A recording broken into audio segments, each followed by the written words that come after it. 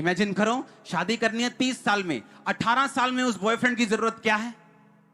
वो 12 साल तुम उसके भाई बन के रहोगे, जिथे आएगी उथे जाना, ट्यूशन से चली गई हैं, अच्छा घर आ गई हैं, अच्छा रोटी खा ली है, पानी पी लिया, क्या ड्रामा लगाया हुआ है। अब तेरे बनने का टाइम और शैतान तुझे बिगाड़ रहा है।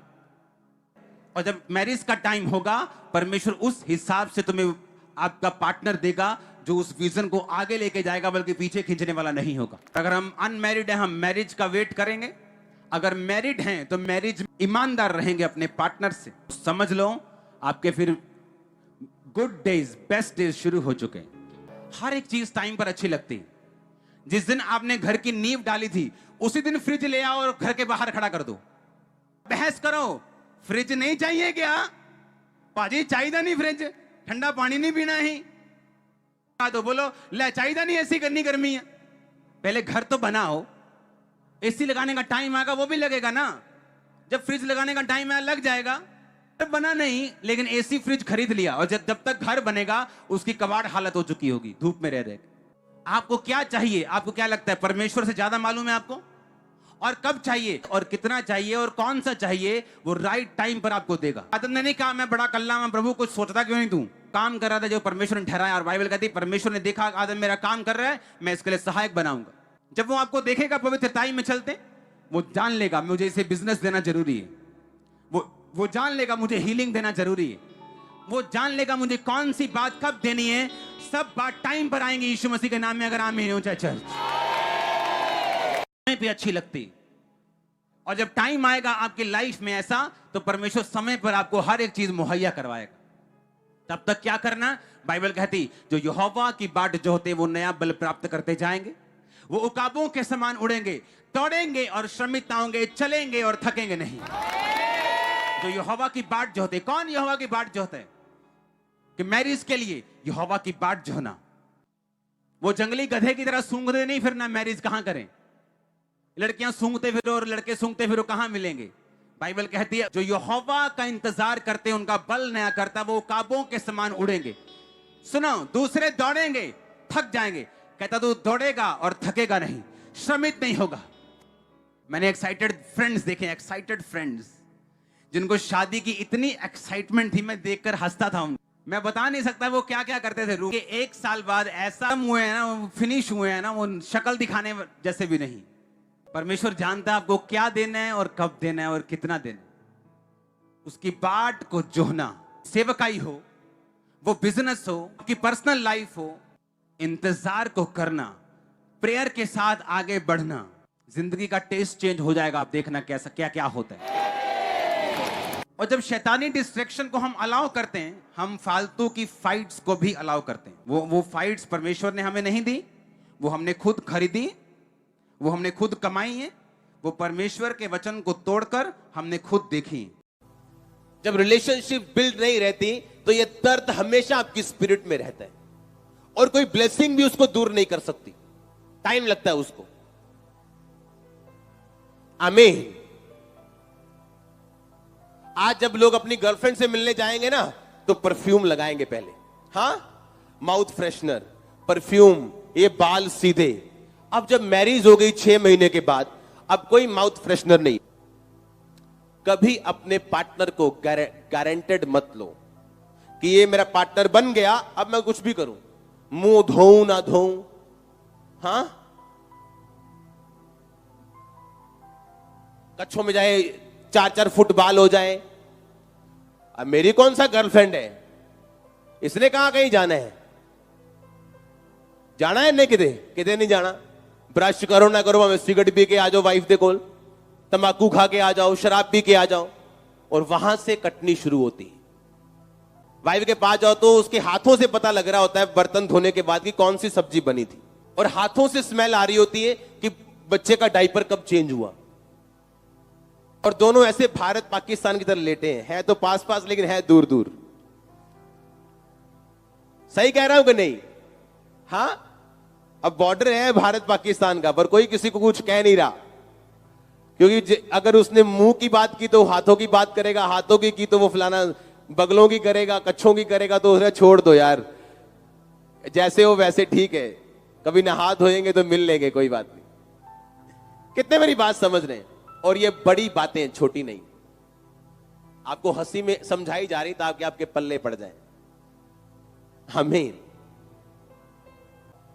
गारंटेड मत लो अपने पार्टनर को, वही रखो जो आप कुंवारे होते रखते थे। हां, चाहे आप 50 साल के क्यों नहीं हो गए। चर्च में आती थी औरत मेरे पास आई, बोले मेरा हस्बैंड अभी भी मुझसे फिजिकल रिलेशन चाहता है, मैं 50 साल की हो गई हूं, 55 साल का मैं, क्या प्रॉब्लम है। बाइबल कहती है कि अगर तुम इकट्ठे नहीं रहोगे तो शैतान काम करेगा, ये पवित्रता ही नहीं है। अगर तुम मैरिड हो तो ये काम करना है। कहती नहीं, मुझे, मैं आत्मिक मेरे बनने को दिल करता। मैं कहा बनो फिर, जाओ फिर। उसका हस्बैंड उसी गली की एक जवान लड़की के साथ भाग गया। मैंने कहा बनो आत्मिक, अब और करो आत्मिक बातें। ओवर स्पिरिचुअल, ओवर आत्मिक, मूर्ख लोग,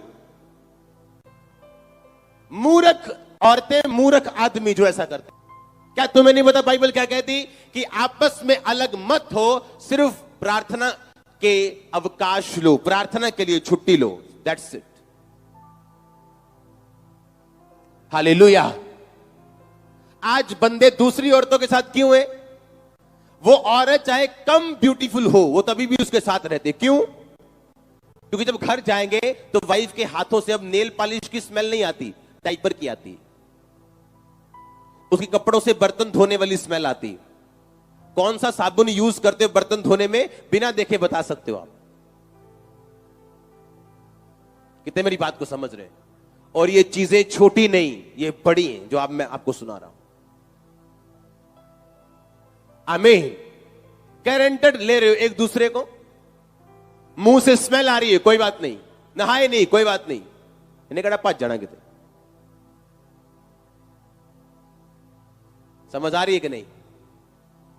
और ये चीजें जब बड़े होते हो आप अपनी उम्र में, आगे चल के ये आप युद्ध में, आपका घर युद्ध भूमि बन। अपनी बॉडी पे कंट्रोल रखना, जिनमें से एक जाति का नाम है इंटरकोर्स, मतलब फिजिकल रिलेशनशिप अपने वाइफ के साथ, जैसे हम बोलते हैं। अगर आपकी सेक्स लाइफ के ऊपर आपका कंट्रोल नहीं, आप अपनी चुनौतियां कभी निकल नहीं पाओगे। ये प्रभु ने मुझको बोलने के लिए बोला आपको। अगर आप व्यभिचारी हो, आपकी मुश्किलें आपको निकलने वाली बहुत जल्दी। अगर आपकी बॉडी के ऊपर आपका कंट्रोल नहीं, तो ये आपको निकलने वाली है बहुत जल्दी। तो वो सिम्टम जो आपकी बॉडी में, कैंसर भी हो सकता है और सिंपल दर्द भी हो सकता है, वो कैंसर में बदलना शुरू होते हैं जब ये पाप आपकी जिंदगी में होते हैं। जब सैमसंग दलीला के साथ सो रहा था तो दलीला ने कहा, मुझको बताना तू कैसे पकड़ा जा सकता है, तेरी स्ट्रेंथ का राज क्या है? कहता कोई नई रस्सियों से मुझे बांधे, 7 रस्सियों से तो मैं बंध जाऊंगा। उसने 7 रस्सियां ली और बांध दिया और बोला पुलिस को आ जाओ। जैसे ही वो आए, उसने कहा सैमसंग पुलिस भी आ रहे हैं। उसने झटका और वो टूट गया। उसने फिर कहा नहीं, तूने मुझे झूठ बोला, बता तुझे कैसे बांधा जा। आप समझो दिमाग को, दिमाग से एक बंदा जिसको पता हो कि ये लेडी बार बार मुझे बांध के लोग बुला लेती हैं, और फिर भी उसने अपना राज उसे बताया। सोचो उसके दिमाग का हाल क्या हुआ होगा। क्योंकि जब आप एक औरत के साथ सोते हो जो आपकी वाइफ नहीं, आप सिर्फ फिजिकल रिलेशनशिप में नहीं हो, दुष्ट आत्माएं भी ट्रांसफर होती हैं आपके शरीर में। आप सोचो अगर एक बंदा एक औरत के साथ सो रहा है और वो औरत बोल रही, अच्छा बता ना तेरी ताकत का राज क्या है? हाँ, मैंने उसको मैंने बांधा, बता तेरी ताकत का राज। अच्छा तू अगर मुझे रुमाल मेरे जेब में डाल दे तो मैं बंध जाऊंगा। मैंने डाल दिया और मैंने बुलाया, ओ आ जाओ भाई, मैं पता कर लिया राज, आ जाओ सारे नु फाड़ लो। पर जैसे इसको पकड़ने लगे, इसने कहा नहीं मैंने तो झूठ बोला है। तो क्या ये दूसरी बार मेरे को राज बताएगा? नहीं। पर अगर ये सो चुका है और वो दुष्ट आत्माएं जो दलीला के अंदर है वो इसके अंदर जा चुकी हैं, तो इसके सारे डिसीजन रॉन्ग होंगे। कितने मेरी बात समझ रहे हैं? इसीलिए व्यभिचार करने वाले लोग कभी सही डिसीजन नहीं ले पाएंगे अपनी लाइफ में, और चुनौतियां हमेशा उनको निकलेंगी, क्योंकि उनकी लाइफ के ऊपर, उनकी सेक्स लाइफ के ऊपर उनका कोई कंट्रोल नहीं। कितने मेरी बात को समझ रहे हैं? एक बंदा मेरे पास आया है, आप जानते हैं मैं बहुत कम मिलता हूं, लेकिन मैं मिलता हूं अभी भी लोगों से। उसने कहा एक व्यक्ति आपसे मिलना चाहता है, वो अफ्रीका से आया। मैंने कहा बुलाओ। मैं उससे मिला, उसके साथ एक लड़की थी। मैंने कहा क्या करना चाहते हो तुम? मैं ये करना चाहता हूं। अच्छा, मैं कहा आप करते हो एमबीए रहे हो, तो आप फिर ये वाला कोर्स तो एमबीए से बिल्कुल अलग है। पता नहीं उसने मुझे 2 कोर्स बताए। मान लो एक बंदा बोले कि मैं नॉन मेडिकल कर रहा हूं। हाँ, मैंने जी नॉन मेडिकल में मैंने बहुत आगे बढ़ गया हूं। मैंने ये कर लिया, वो कर लिया, ग्रेजुएशन, पोस्ट ग्रेजुएशन भी नॉन मेडिकल में कर ली। और बाद में वो बंदा बोले कि मैंने कंप्यूटर का डिप्लोमा करना है जी, या बाद में वो बंदा बोले मैंने आर्ट्स पढ़नी है। मेरे को समझ नहीं आई। मैंने कहा ये कंफ्यूज क्यों है इतना, इसे समझ क्यों नहीं है इतनी कि ये कर कुछ रहा है, जा कहीं रहा है। इतना बड़ा कोर्स करके ये बोल रहा है कि अब मैं वो कोर्स में जाना चाहता हूं। मैं बैठा रहा, प्रभु से पूछता रहा। मैंने साथ में लड़की को पूछा, मैंने कहा तुम क्या करती? उसका भी सेम आंसर। मैंने पूछा, मैं कहा तुम आपस में कौन हो? कहते हैं हम बॉयफ्रेंड गर्लफ्रेंड है। मैंने कहा अब ठीक है, अब मुझे समझ आई कि तुम लोग कंफ्यूज क्यों। क्योंकि जब तुम मैरिज के पहले सेक्स करोगे, सोओगे, परमेश्वर तुम्हें बुद्धू बना के, मूर्ख बना के रखेगा इस दुनिया में। और तुम्हारी मूर्ख